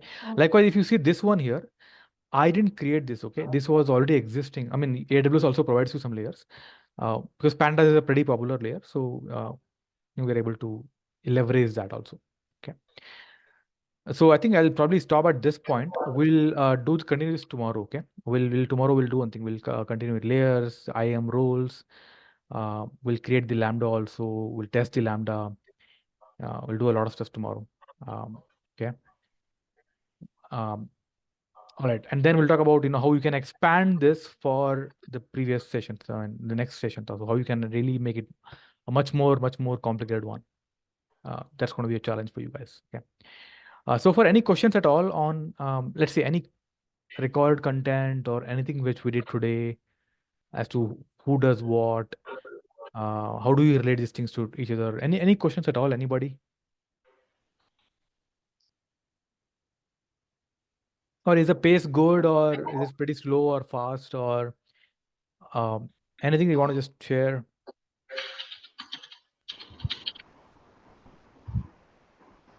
Okay, thank you, Neha. Actually, I joined a little bit late, so I was unable to catch up, but the pace was good and overall it was good. I just have a quick question regarding I was going through the S3 session, whatever up to section 4. So there one thing I was just trying to understand that AWS KMS also we are having one is AWS managed key and also we are having customer managed key, correct? So as I think I was going through the recording, so it means that AWS managed queue will be done by the AWS itself. So it should be present actually. Some of the cases it might be present. So that's what I was saying in the recording also. But when I was checking in my AWS KMS in my console, so I didn't see any key or it's present in the KMS managed key actually. So that's what I was trying to understand, like why it is not present, but on my case, but it is present for your case. Yeah, I think the same question was asked, I think last week also by, I think, somebody else. So unless you use it, it will not show up there. So when you create a bucket, you use okay, it, it will show up in your KMS. When you're getting a bucket, use that KMS key, it will show up in your KMS. Right? Getting a Oh, bucket. got Get the it. point, right? Yeah, Oh, yeah. yeah. Okay. Yeah, and actually, one more question I'm having actually out of this session actually might be because I was trying to do some POCs for my organization also. So the question was might be because we have a particular type of requirement. So can I discuss with right now, or might be later point of time I can put the question? Yeah, go ahead. What's your question? So my question was like, if we don't have any glue or like EMR, so if I want to perform any ETL complicated, operation in ETL, by ETL, for the extracting data from the Aurora DB and then transforming the corresponding data and just load it into the corresponding, AWS MSK as a event. So in that case, if I don't have any glue or EMR, so other than that, uh, how can you create that pipeline actually, because lambda is having some limitation. When I'm talking about the lambda having limitation, because it can run up to 15 minutes, and it is also having the storage capacity limitation and also having the build packaging limitation also, correct. So in that case lambda will be the out of option, since we are having a huge volume of data as a source, and also we are using some complicated transformation. So in that case, how exactly we can leverage which option or which services so that we can do that. And also the option is available right now in our organization level. That is Lambda step function, ECS. These are the services available right now. Okay, okay. So ECS Fargate you probably use, right? ECS Fargate. Yes, ECS actually. That's what I'm thinking to do, but I was not sure of the ECS services till now. So I was trying to explore that how exactly we can do that pipeline and create the program and just try to Okay. use it. But still, I was not sure actually will it work or not, and how exactly it is going to work. See, ECS Fargate is essentially Docker container on your AWS. Um, like how you spin up a Docker container using your requirements text.txt file, all of that. It is slightly cumbersome. I've used it's slightly cumbersome, but once it's set up properly, it's absolutely fine because there is no limitation here, time limitation here, and you can have. I don't think you have any package limitation also as Lambda, right? I mean, you cannot really have more packages in Lambda also. Correct. So yeah, you can do it using ECS Fargate. I mean, and then you're saying that you have to read a file from. Okay, so you're trying to read from Aurora. Yes, Aurora DB actually. Yeah, Aurora Postgres. Aurora Postgres. Should be able to read from through Python Boto 3, right? Python Boto 3 using same. Yeah, that's what I'm trying to use. Yeah. Yeah. So ECS you can use. Yeah, ECS is the only way I think that But is. yeah, that is also one more question I'm having. So in ECS also we can collaborate with Python, Spark, and also there are multiple languages also we can collaborate, correct? In So ECS you can use might Python be for we can sure. Python for sure you can use, yeah. Python or any in yes, ECS. and Yeah, Spark yeah. also I was checking, Mm. because why I'm saying that, because if you are having multiple complex transformation logic, so if I'm trying to write in Python, let's suppose I'm just giving an example, you are having like 1,000 line of SQL query, that is we are trying to migrate from on-prem to cloud. So in that case, if you are using Python, it will be complicated query actually, complicated programming actually. So instead of that, if we have an option, means can we have an option to use Spark? I'm not pretty sure, but that's what I was checking. See, if you ask me, let me just note of this, but I don't think you can use Spark. Can you use Spark in ECS? I don't think so, but I have to check that because Spark would need a Spark cluster, right? You have to have a Spark cluster, and you have to install Spark on Mhm. that. With ECS, whether you can install, you could. I'll have to check that. Frankly, at this point I have not used this. I have not come across this, but I'll Mhm. have to check. Because I know why I'm saying, that's what I was, that same point I'm just iterating, because if I'm trying to write the Python, because we can write the same in Python also, but if we are having a huge number of line SQL in Python, it will be a little bit complicated, sorry, in the existing on-prem, Okay, so it will be can you complicated can in Python. can you use Athena? No, Do you- we don't have it actually right now. No, we are having limited services enabled actually for us. Yeah. If you had Athena, you could Okay. have done that, done the transformation in Yes, Athena, yes, yes. and then, yeah, yeah, yeah. Correct.